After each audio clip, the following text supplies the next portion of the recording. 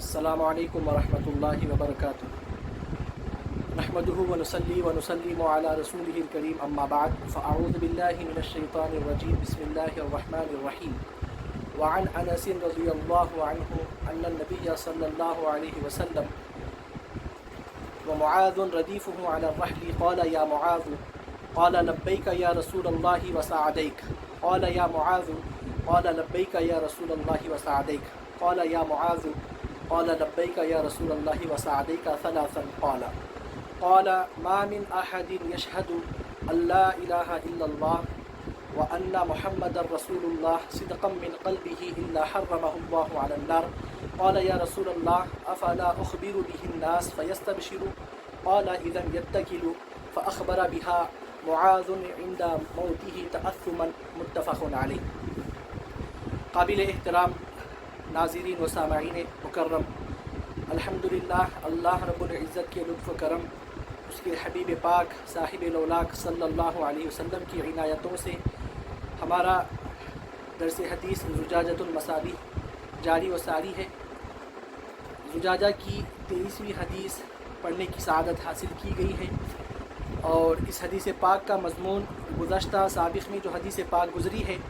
اسی سے ملتا جلتا مضمون ہے۔ اس کے راوی حضرت انس رضی اللہ تعالیٰ عنہ ہیں کہ نبی اکرم صلی اللہ علیہ وسلم اور حضرت معاذ رضی اللہ عنہ ان کے سواری پر ردیف تھے، ان کے پیچھے بیٹھے ہوئے تھے۔ آقا علیہ الصلوۃ والسلام نے حضرت معاذ سے فرمایا یا معاذ،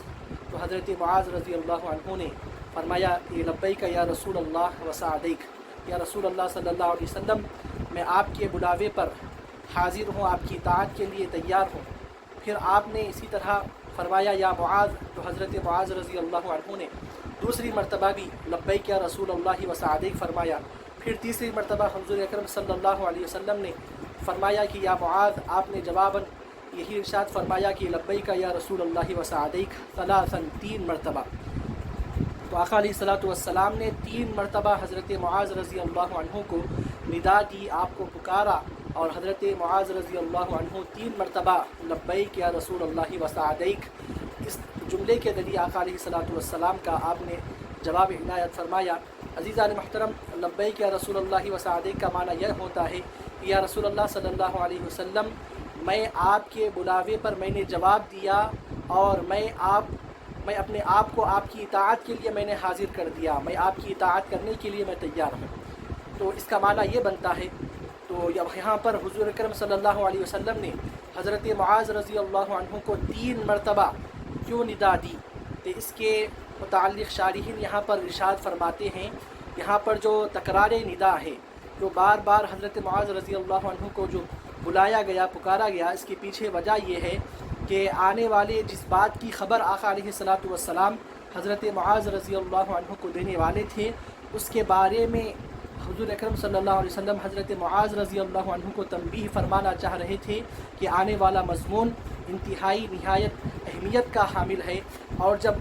لوگوں سے جب توجہ طلب کی جاتی ہے تو پھر ہوتا یہ ہے کہ پھر جو مخاطب ہوتا ہے اس کی بات کو اچھی طریقے سے لوگ سمجھ جاتے ہیں، اور وہ لوگوں کے دلوں میں، لوگوں کے قلوب میں وہ بات اتر جاتی ہے۔ تو اس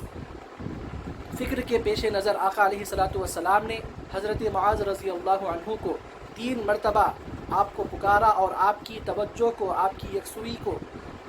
مبذول فرمایا، اور اس کے بعد ارشاد فرمایا کہ ما من احد یشہد ان لا الہ الا اللہ وان محمد رسول اللہ صدقا من قلبہ الا حرمہ اللہ علی النار، کہ جو کوئی بھی شخص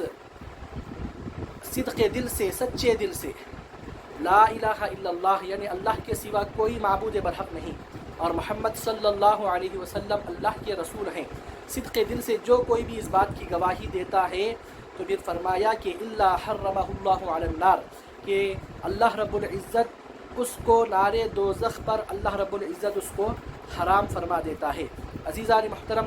توحید کے بارے میں بتلایا گیا کہ التوحید مفاتیح الجنہ، توحید یہ جنت کی چابی ہے۔ اور کسی شاعر نے کیا ہی خوب کہا، کسی نے پوچھا کہ جنت کی کوئی قیمت ہے، تو مصطفیٰ نے کہا لا الہ الا اللہ۔ تو یعنی جو کوئی بھی شخص جنت میں داخل ہوگا تو پھر وہ اللہ کی وحدانیت اور حضور اکرم صلی اللہ علیہ وسلم کی رسالت کو مانے بغیر وہ ہرگز جنت میں داخل نہیں ہو سکتا۔ تو آقا علیہ الصلوۃ والسلام نے اسی لیے فرمایا کہ جو کوئی بھی شخص یہ گواہی دیتا ہے کہ اللہ کے سوا کوئی معبود نہیں، محمد صلی اللہ علیہ وسلم اللہ کے رسول ہیں، تو پھر اللہ رب العزت اس کو نار دوزخ پر حرام فرما دیتا ہے، وہ ہمیشہ ہمیشہ کے لیے وہ نار دوزخ میں نہیں رہ سکتا۔ اب یہاں پر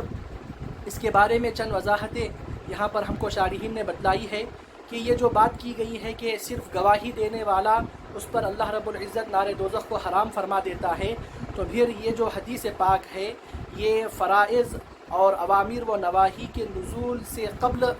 یہ حدیث پاک بیان کی گئی تھی، یا پھر معنی اس کا یہ بتلایا گیا کہ جو کوئی بھی شخص یہ کلمہ ادا کرتا ہے، کلمہ شہادت ادا کرتا ہے، کلمہ طیب ادا کرتا ہے، تو مطلب یہ ہے کہ ساتھ ہی ساتھ اس کے حق کو بھی، اس کے فریضے کو بھی جب وہ ادا کرتا ہے تو اس کا حق، اس کا فریضہ کیا ہے کلمے کا، تو پھر اللہ کی احکام کو ماننا اور اس کے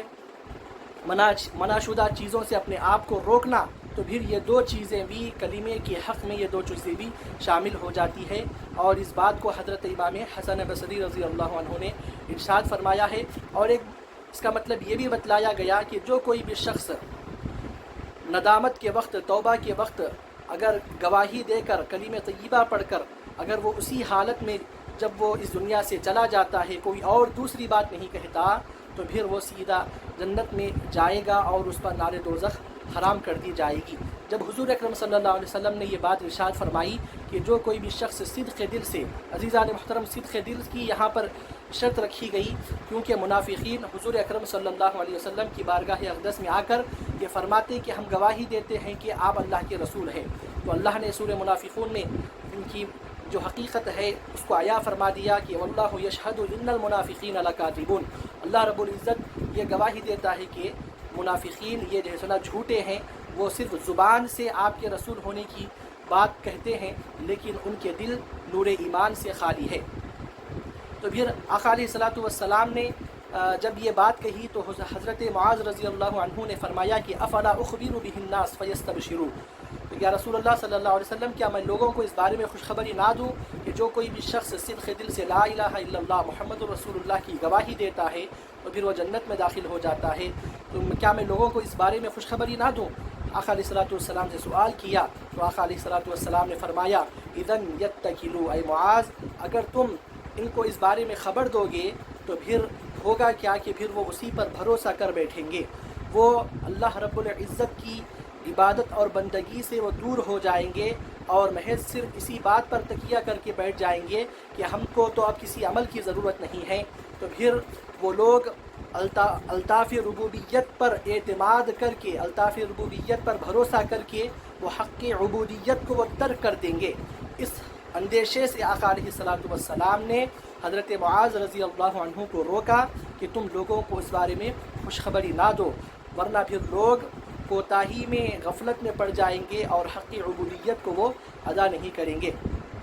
عزیزان محترم، اب یہ جو بات ہے آقا علیہ الصلوۃ والسلام نے جو فرمائی ہے یہ عوام کے لیے ہے، لیکن خواص کا معاملہ یہ ہوتا ہے کہ جب ان کے لیے جب ایسی بات کہی گئی کہ تو پھر ان کے اندر اور بھی جو ہے سنا طاعت اور اللہ کی بندگی میں مزید اضافہ ہو گیا، جیسے کہ شارحین بیان فرماتے ہیں کہ جب آقا علیہ الصلوۃ والسلام کے بارے میں جب یہ آیت نازل کی گئی لِيَغْفِرَ لَكَ اللَّهُ مَا تَقَدَّمَ مِن ذَنبِكَ وَمَا تَأَخَّرَ وَيُتِمَّ نِعْمَتَهُ، تو آقا علیہ الصلوۃ والسلام رات کے وقت میں اتنا طویل قیام فرماتے کہ آپ کے قدمان مبارک یہ اس پر ورم آ جاتا تھا، تو صحابہ ارشاد فرماتے کہ یا رسول اللہ کیا اللہ نے آپ کے بارے میں یہ نہیں کہا کہ لِيَغْفِرَ لَكَ اللَّهُ مَا تَقَدَّمَ مِن ذَنبِكَ؟ تو آقا علیہ الصلوۃ والسلام جواب میں ارشاد فرماتے افلا اکون عبدا شکورا، کیا میں اللہ کا شکر گزار بندہ نہ بنوں؟ اسی طریقے سے ہم کو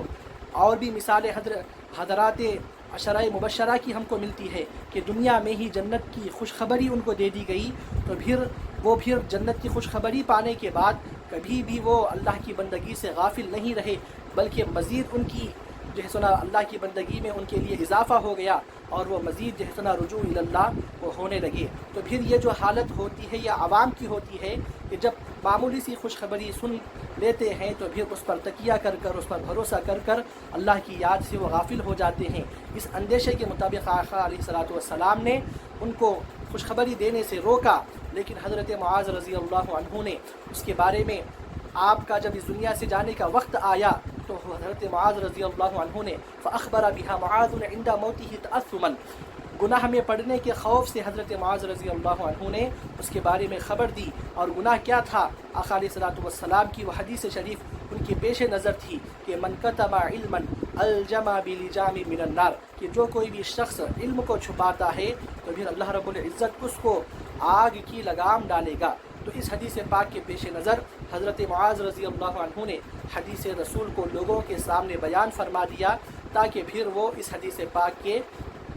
تحت جو ہے سنا ان کی گرفت نہ کی جائے۔ ورنہ عزیزان محترم، آقا علیہ الصلوۃ والسلام کی اس امت پر کیا شفقتیں تھیں، کیا رحمتیں تھیں۔ دیکھیے آقا علیہ الصلوۃ والسلام خوشخبریاں دیتے بھی تھے، لیکن لوگوں کے لیے وہ خوشخبری کس حد تک ان کے لیے فائدہ دے گی اور کس وقت میں فائدہ دے گی، یہ حالات بھی آقا علیہ الصلوۃ والسلام کے پیش نظر ہوتے تو پھر ہماری بھی یہ ذمہ داریاں ہیں کہ یقیناً اللہ رب العزت بڑا غفار ہے، اس سے زیادہ بڑھ کر رحم کرنے والا، بخشش فرمانے والا کوئی نہیں ہے۔ لیکن صحابہ بھی یہ بات جانتے تھے،